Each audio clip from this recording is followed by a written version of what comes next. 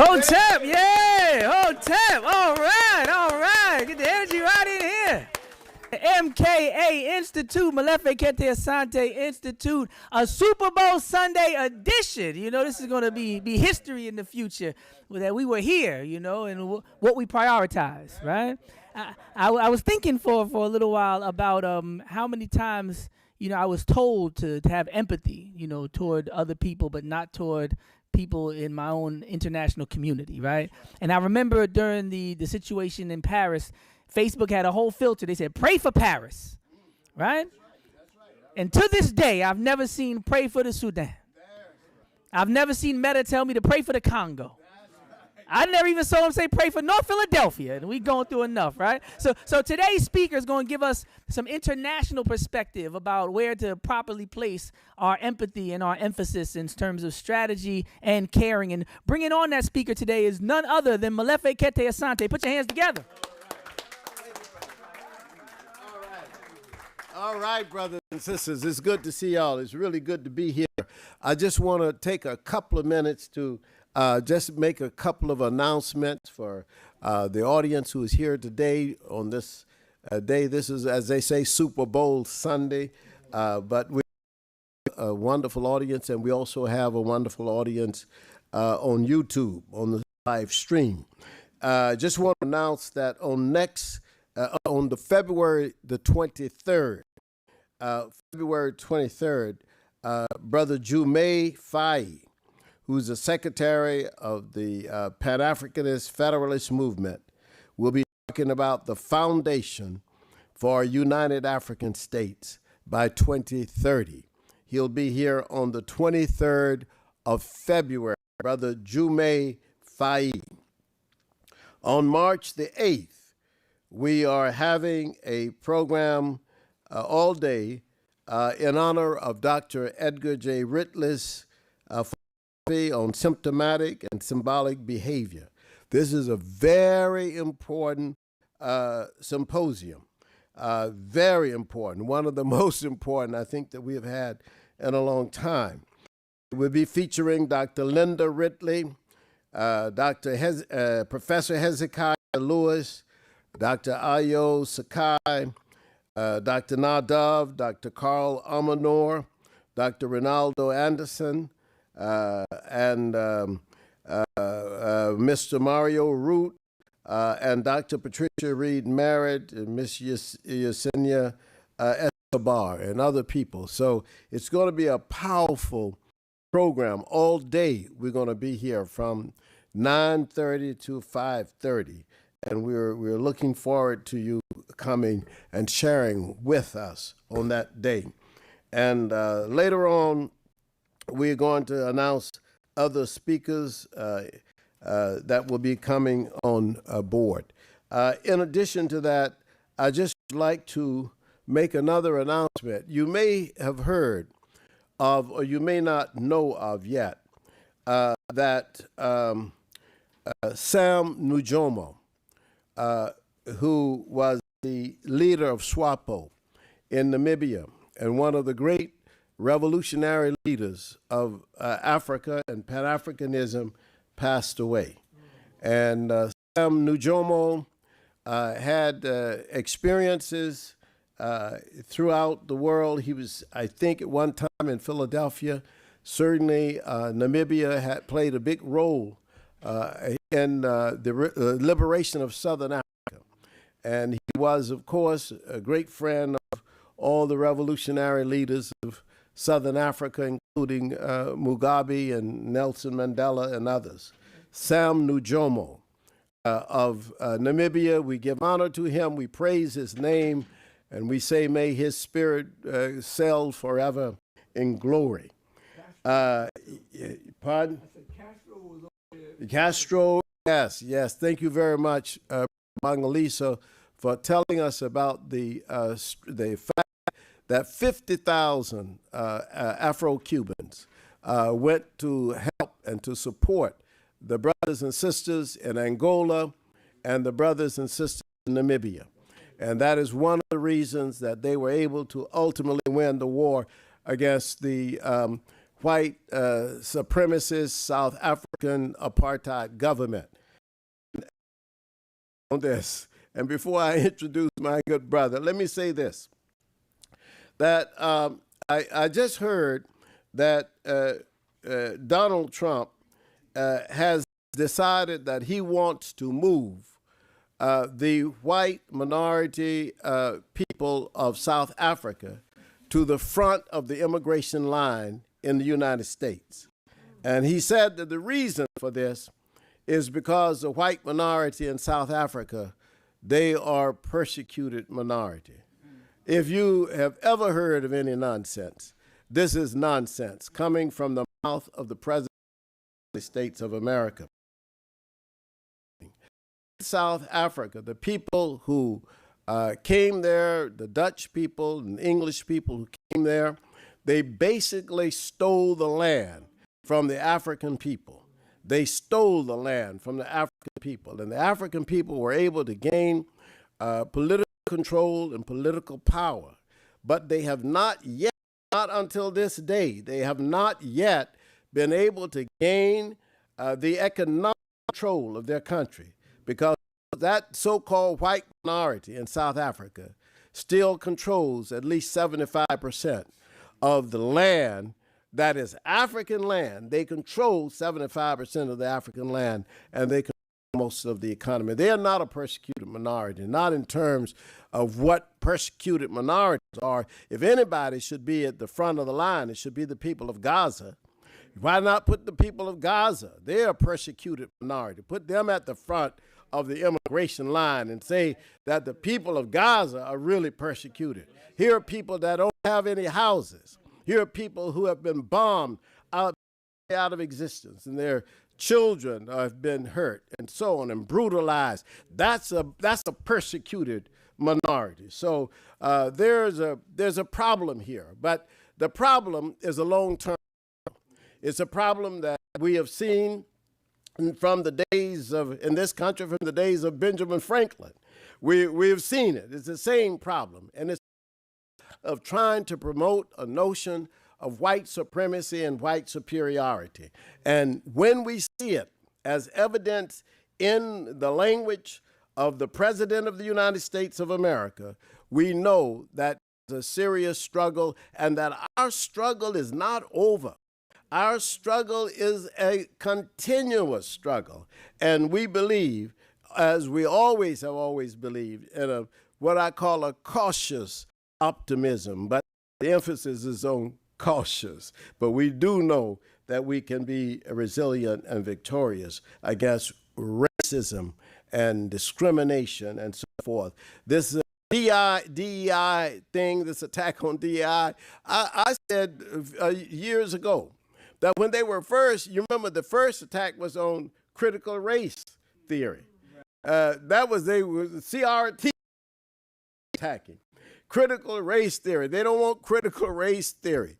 They didn't even understand what critical race theory was, but they didn't want it, Then they went about saying we want to ban books on African history, and we want to ban books on African American studies.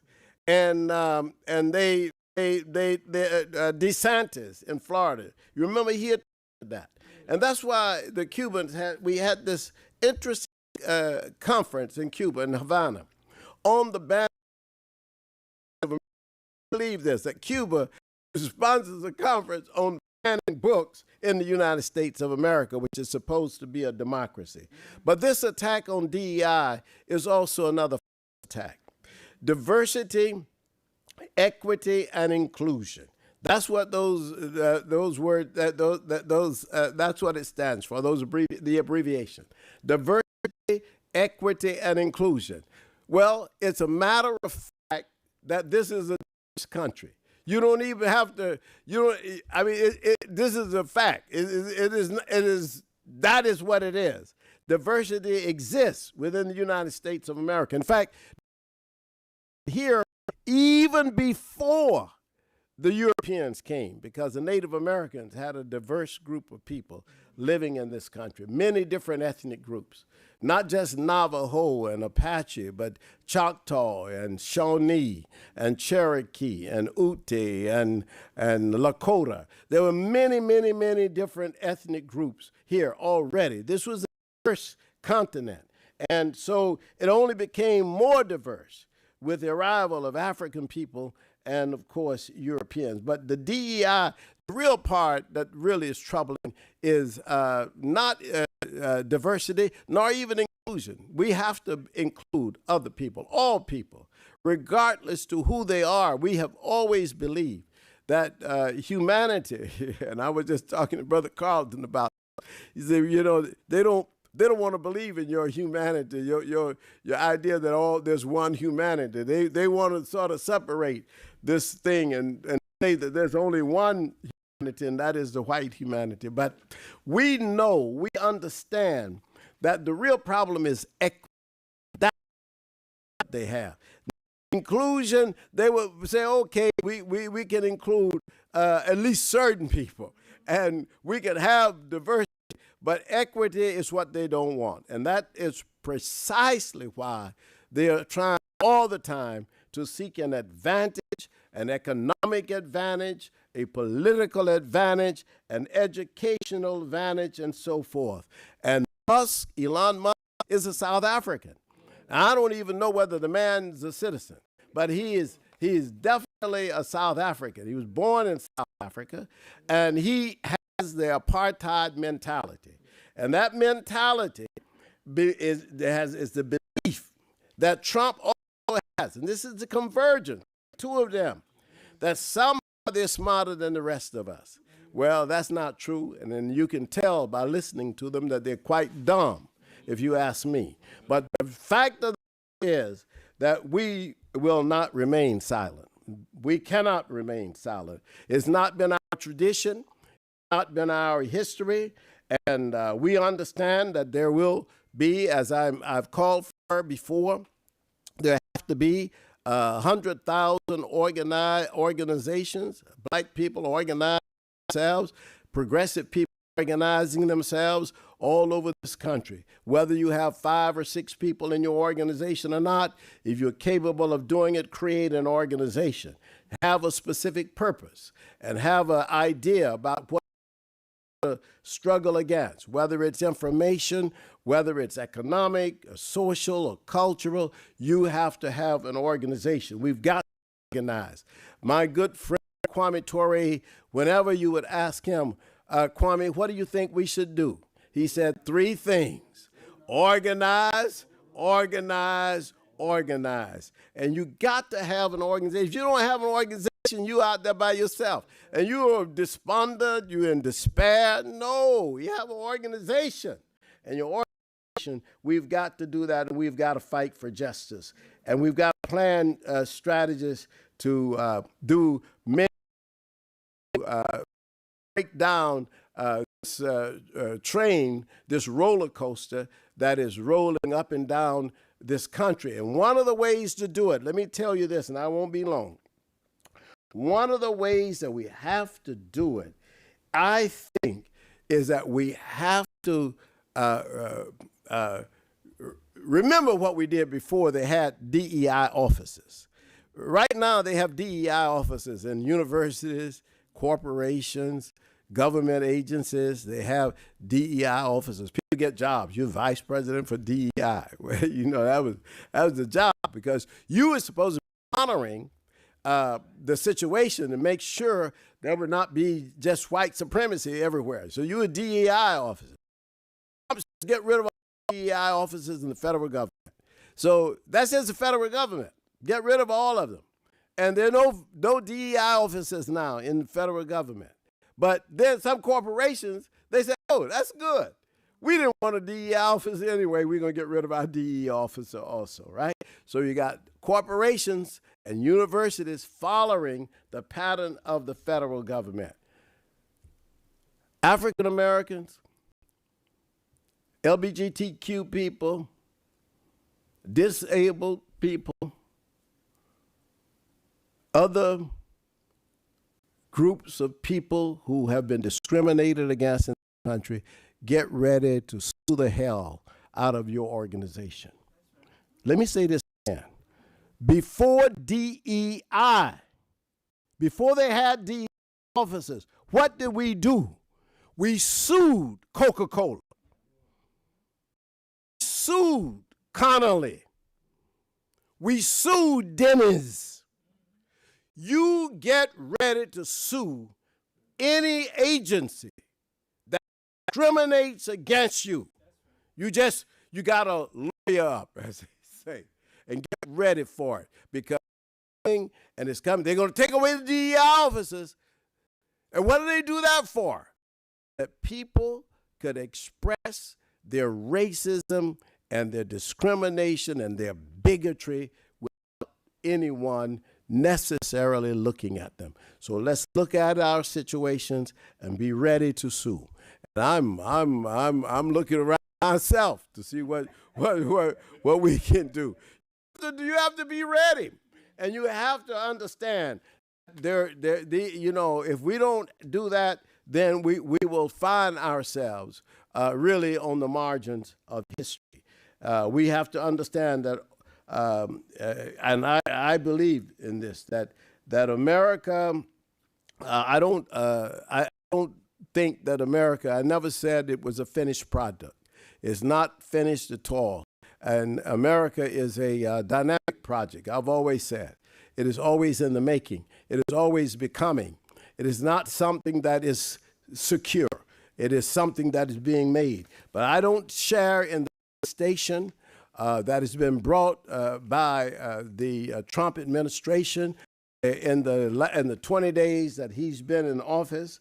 I detest the triumph of chaos, and I detest the triumph of this whole incitement that Trump has brought about in this country to create all kinds of tyranny. And so we have to be ready for it. And I'm not the lecturer today, but I get hot when I hear the things that I'm hearing that's going on in this country, and I know that we have to be ready for it, and we have to continue to prepare, and we will continue to prepare. That is extremely important for us. We cannot allow politicians to basically try to take over the country or take over the rights of people, and we have to at least stand up to them, and that has always been my sense of duty and my sense of purpose. I just want to welcome all of you to the Molefi Kete Asante Institute. Thank you so much for being here. But today I have one of the brothers who really has taught me a lot. I mean, when I discovered 20 years ago that my in African ancestry that my mother's genealogical and genetic line went back to Sudan, then I wanted to know everything I could about Sudan. And one of my teachers was this brother. This brother has taught me over the last decade or more so much about Sudan and about the history and culture of that country. But one of the things that we have been worried about is the peril that the people suffer and experience in Sudan because of this war that is going on. People don't even hear about the war. You hear about Gaza, but you don't hear about Sudan. And you don't hear, well, you do hear a little bit about Congo because the United Nations is in there. But in terms of Sudan, you have two warring factions in that country. And it has crippled Pan-Africanism. Sudan would be one of the most powerful countries in Africa if it was not for this internal situation. And so this brother, TanutAmon, really a great resource. And he's a great organizer, a great activist, one who has done a lot of work in the community to educate us.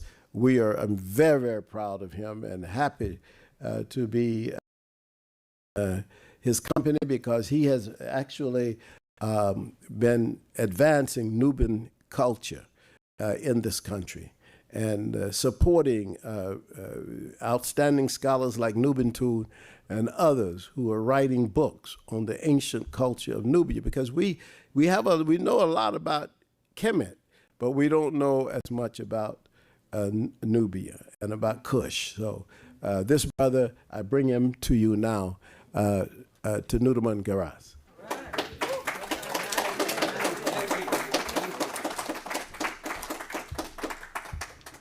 Thank you, thank you.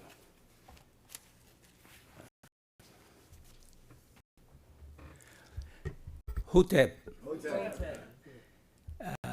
Beginning, I am really honored, and I always stand here and I talk to you in this institution.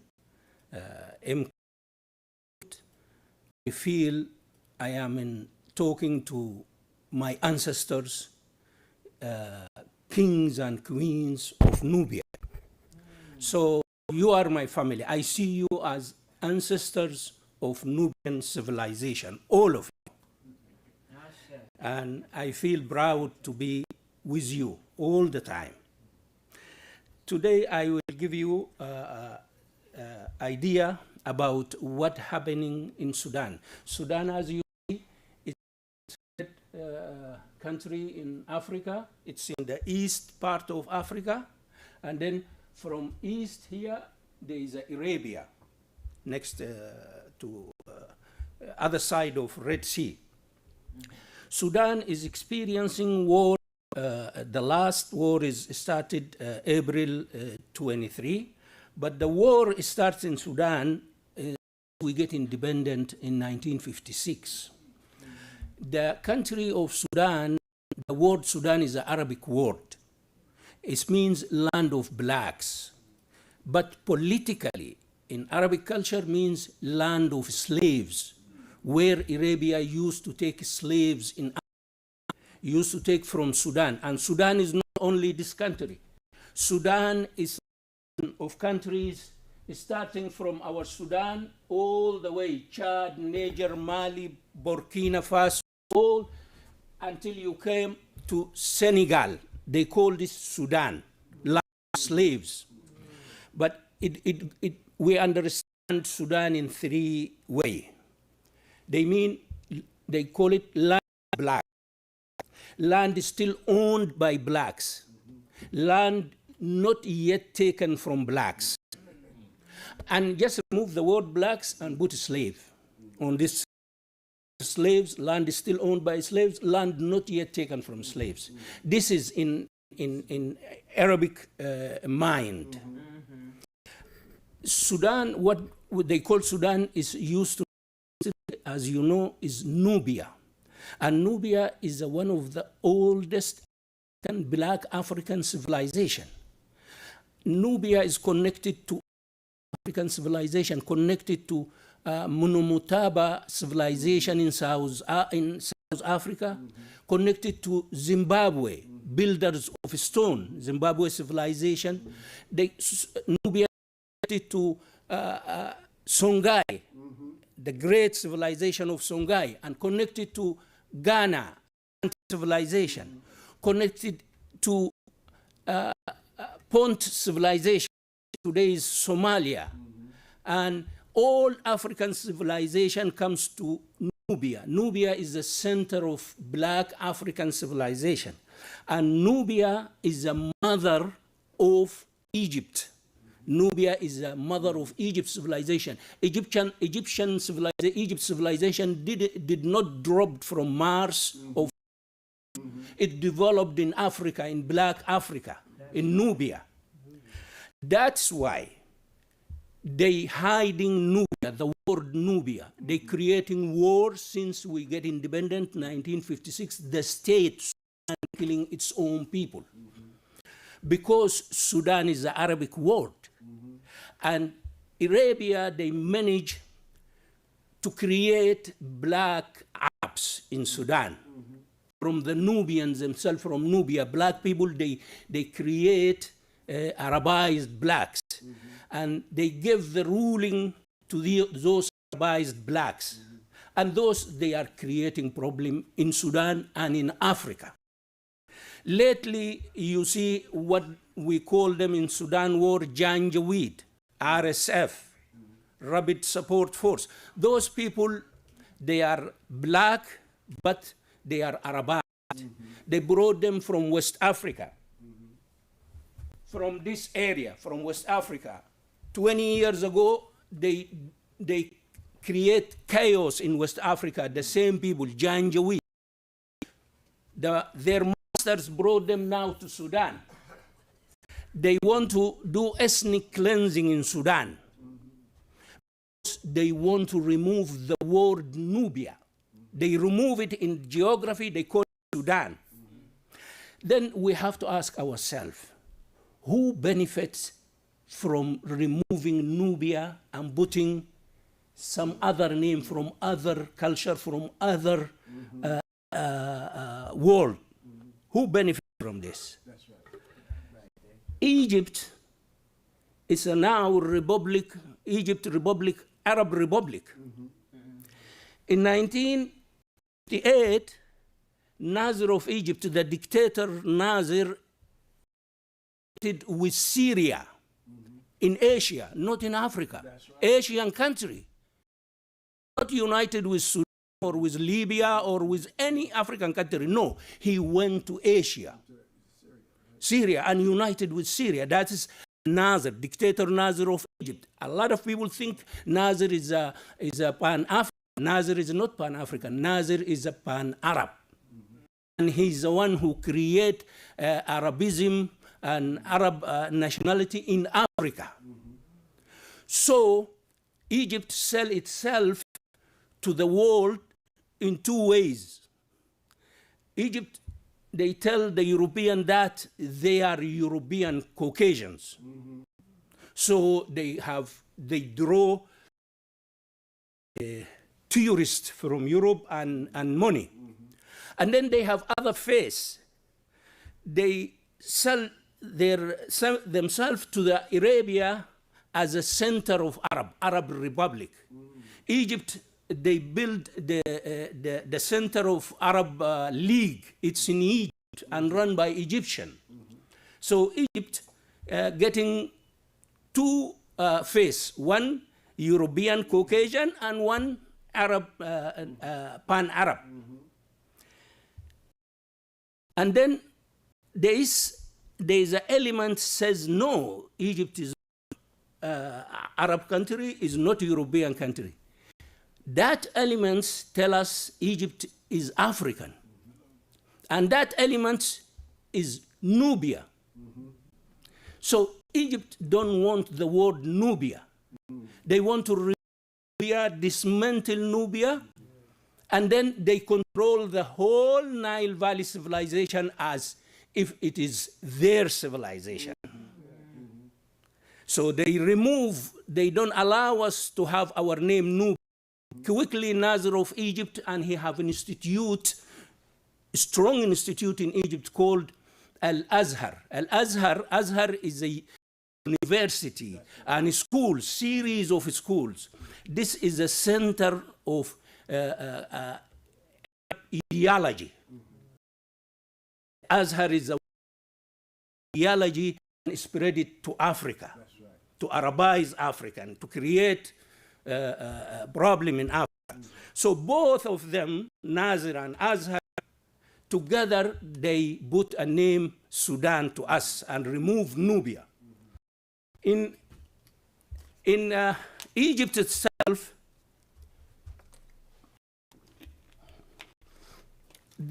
after they built the dam, high dam, and they flooded all lower Nubia,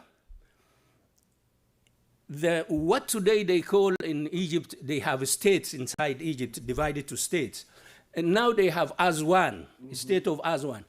It was not named Aswan, state of Aswan. It was a state of Nubia. They removed and put word Aswan. That's right. The lake around the Nubia, the lake who flooded whole Nubia, supposed to be Lake Nubia. No, They call it Lake Nasser till today. That's right. So who benefits from dismantling of removing Nubia? It's Nubia is the Egypt dictator. That's right. And Egypt since 1952 by the military.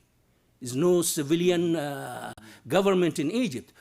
So Arabia with Egypt, all the center of Arabia is in Egypt, in Cairo. Arab League is in Cairo and Azhar is in Cairo. So they don't want the word Nubia. That's why they call us Sudan. And Azhar as an institute, religious institute. Azhar is an Islamic religious institute. They want to, Nubia, they want to change it to Arab country, Arabizing Nubia. That's why they call it Sudan, and they create some Sudanese, they claim now they are Arab. And now those black, Arabized black, they are fueling all war in Africa, not only in Sudan, all the way to West Africa. Yes.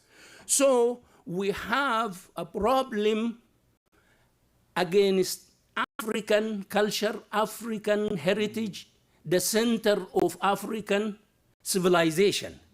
And claim Sudan, they said this is a corridor to Africa. It's like you can go to Africa. So what that suggests, is suggesting Sudan is not African. That's right. It's a door.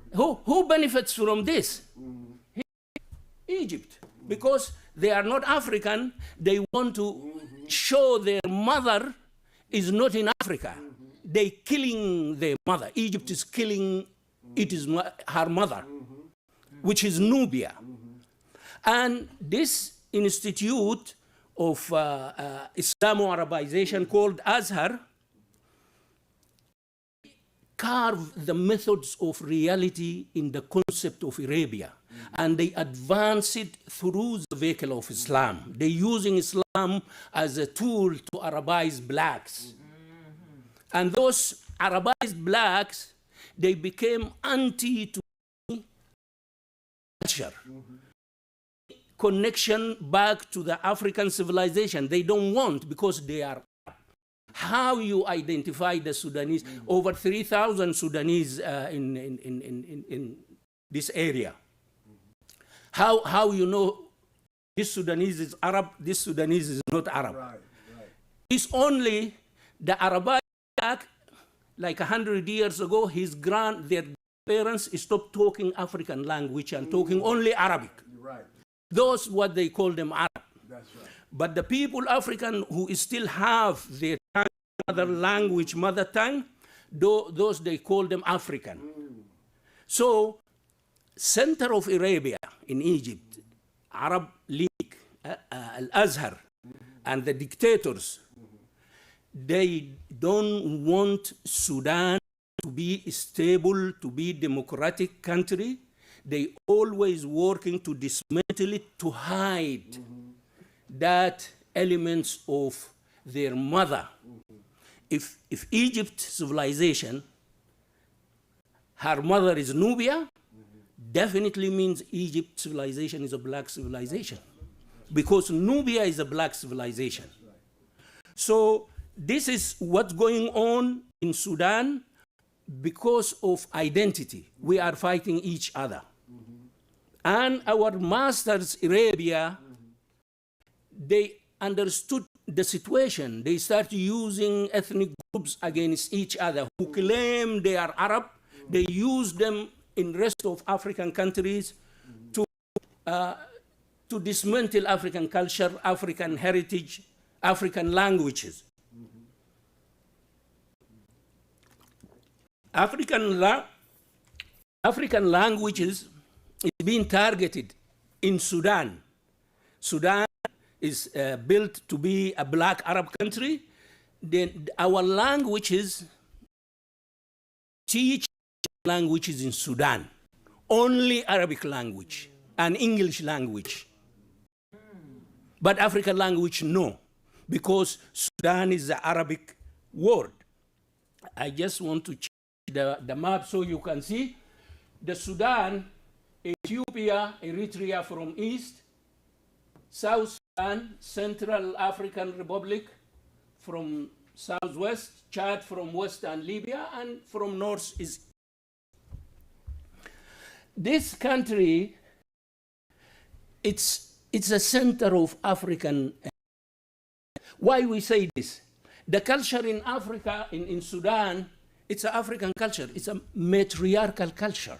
Mm-hmm. It is not like an Arabian culture here. Mm-hmm. Arabian culture is a patriarchal culture. That's right. We have in Nubia, in Kosh, we have goddesses, black goddesses. And we have black Kandaka, queens. And we have black women, warriors, leaders, army leaders like Amani Rinas, Amani Shekito, who they confront Roman Empire at Wasiti, in what today they call Luxor. That's right. Yes. Culture is 100% African culture. Even they change our names by Azhar and Nazir of Egypt. They change the name of the country. They change the name of the capital from Soba to Khartoum. Khartoum have no meaning in African. Khartoum is mean in Arabic, the hose, huge hose, water hose.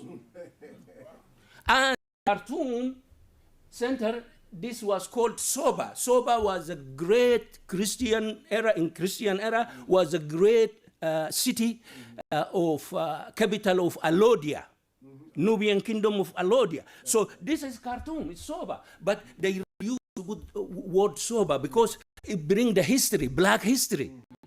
So they changed the name of the country, the capital, the schools, the cities, everything, they Arabized it. Because they want to remove Sudan from Africa and claim this is an Arab country, or as the able put it, it's for Egypt. A black South is always imitate the North. No, that civilization in Africa, in Nile Valley civilization goes from south to the north. That's right. With the water. That's right. With the water, civilization goes.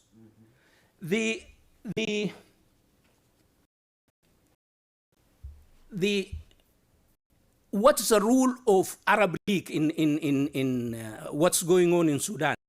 They kept quiet. That's right. They didn't say anything. They didn't even say a word or write a word. League. What they brought people, Arabized black from West Africa to Sudan, and they dismantling Sudan to make it 4 Emirates countries, small, and then they have their people to run for them. This is all about resources of Sudan. Sudan is rich by all resources like oil, gold, cobalt, and uranium. And the most important, the fertile land and the river, fresh water. That's why Egypt release Sudan. They don't want to release us. They want us to go back to our culture, our heritage. They don't want to rename ourselves Nubia because mother of Egypt will appear. They don't want this to come out. They to say Egypt is a black civilization, but it is. It is. Egypt is not developed here. Egypt developed here in Nubia. And that civilization goes from south to the north, to Egypt. That's right. This is our great philosopher, Sheikh Anta Diop, and his brother, Theophile Obenga, and my brother, Professor Mulefa Asante wrote hundreds of books about these issues. We are learning from you, my brother, from what you're doing. Is giving us the courage and the identity and the knowledge about our philosophy. It is very important. So our Sudan problem, it's an identity crisis. The word Sudan itself, it's a problem. And they don't want us, Arabia, they don't want us to discuss this. Sudan, we are Arabophone. We speak Arabic, that's all. That's right. Arab invade Africa, invade Sudan way before the Europe came to the continent. And Arab, they mastered the slavery before the European. That's right. This, the slavery of East Africa, it has not been discussed yet. It's need a lot of people to talk about this, because our brothers, I met a brothers here in the United States from our brothers, African American Muslims. They don't want to talk about these things, but we have to talk about this issue. We have to open what Arab did in Africa. That's right. Terrible. They destroyed the East Africa, and even all the way to the West. There was a slavery trade to the East, through the Red Sea. Over 15 million Africans taken to Arabia, and they disappear. Because they don't give them the opportunity to produce. That's right. Arabia don't give the people the opportunity to, yes. So this Sudan represents this complication. Sudan represents this problem. We are a group of African black, but we are confused due to long years of slavery of Arabia, and then colonization of Europe. They don't give us any chance to go back to our history, to represent our culture, our names. And names is very important. Absolutely. Who names you? Who owns you? That's right. Yes. All Sudanese, they carry names from Asia, from different continents here, from Arabia. Yes. Africa full of names. Yes, right. Nubia have a great names. Yes. Tihako, Bianchi, yes, and all the Kendakas for women, but they don't allow us to use African names. We have to use Arab names. And we have to use Arabic language, not our language.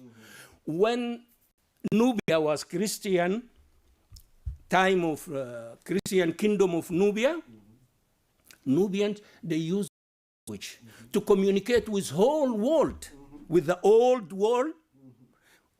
Our ancestors used to use our African language. They read and write. And just I am learning how to read and write my language. I speak fluently, but they never give us chance to study our language in the school in Sudan.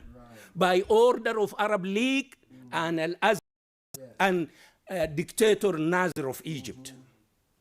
All these elements works to dismantle Sudan from Africa.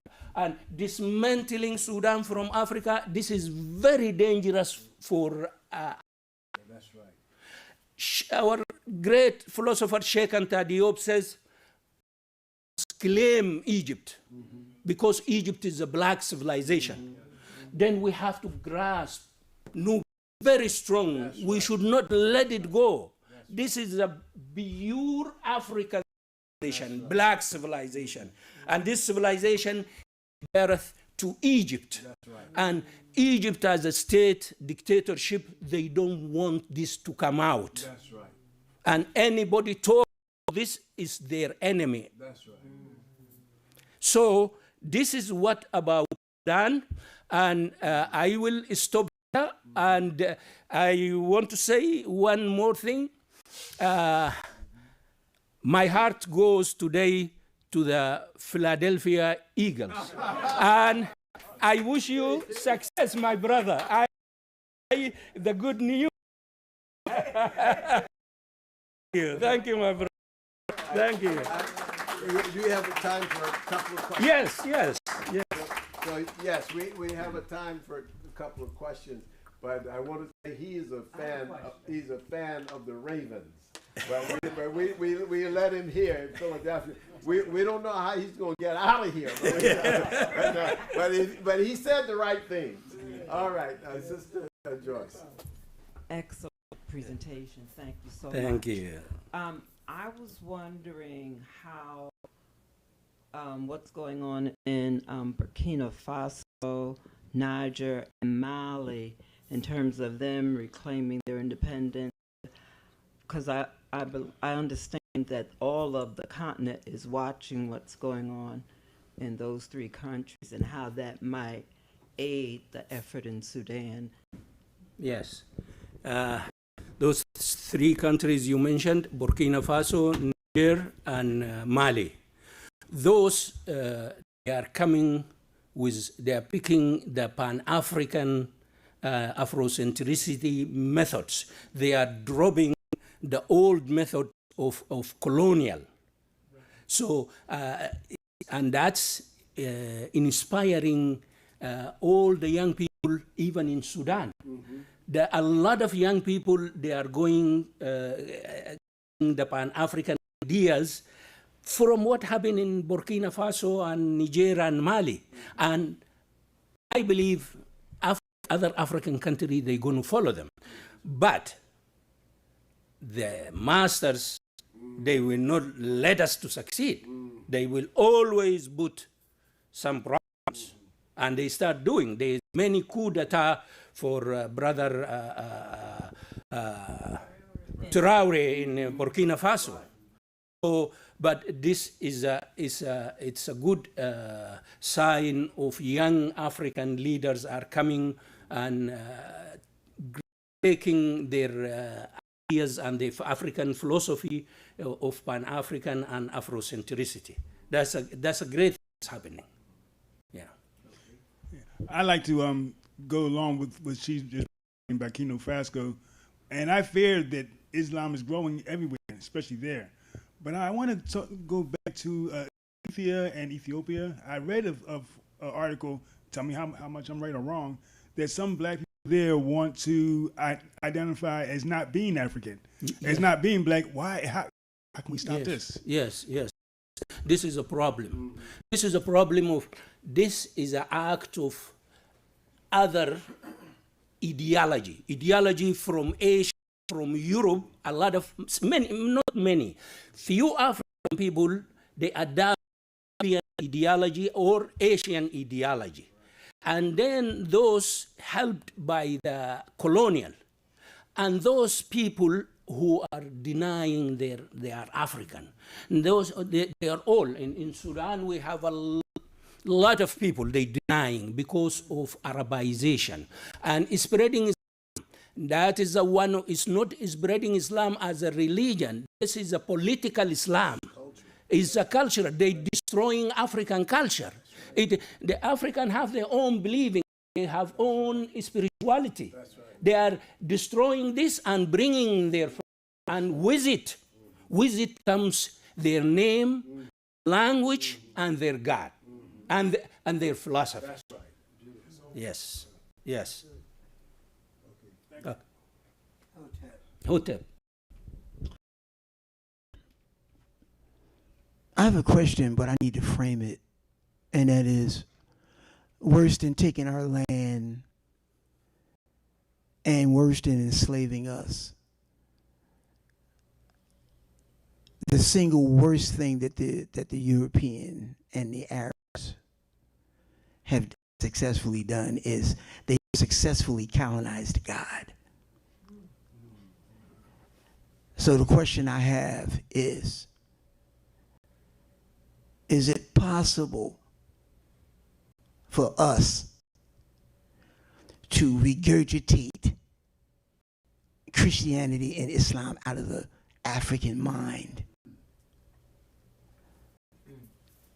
Also, how can the indigenous people in the Sudan, they want to speak their languages, they want to practice their culture, they want to keep their names, how can they fight against the Arabs with no military support? That's good. I know this is kind of... No, it's good. Many questions, but okay, quickly. They spreading Islam in Africa, as we said, as a political job to Arabize the African. It's not about spirituality. But how we free African mind, this is what we are getting here in MKA Institute from my brother Mulefe Kete Asante, my sister Nahdov, all the black scholars. They are giving us our ancestors' philosophy. As soon as we get the knowledge, our ancestors' knowledge, the philosophy, and then we gain our identity, that will free us definitely. And there is a lot of young people now already free. The people who study now Pan-African Afrocentricity, now they free from all these notions. And in they colonize us by the God, by the work of God. Yeah, they colonize us by the God. They did it to us here too. Yeah. Yes. But African young people are picking Afrocentric methods, their old methods, Pan-African. They are coming. Right. Yes. Thank you. Thank you for this opportunity. Thank you, my brother. Thank you. Thank you very much. Thank you. Okay, you good? All right, well, I want to say thank you, brother. He always brings light and gives me ideas. And I was thinking that I speak English, but I'm not an English person. Right? So you can speak Arabic and not be an Arab, you know? But sometimes people get confused by that. And I think that getting back to our identity is a really important thing. Brother, thank you so much. You bring us great gifts whenever you come. And certainly, I think I'm going to start using the word Nubia when I think of, say, Nubia, right? And I want everybody out there to know in our live stream, that when you look at Sudan, you just say Nubia. And in fact, we need to do the same thing for southern Egypt. Southern Egypt was Aswan is not. That's a new one. They're at the island of Abu, which they call Elephantine. Abu, that was all Nubia.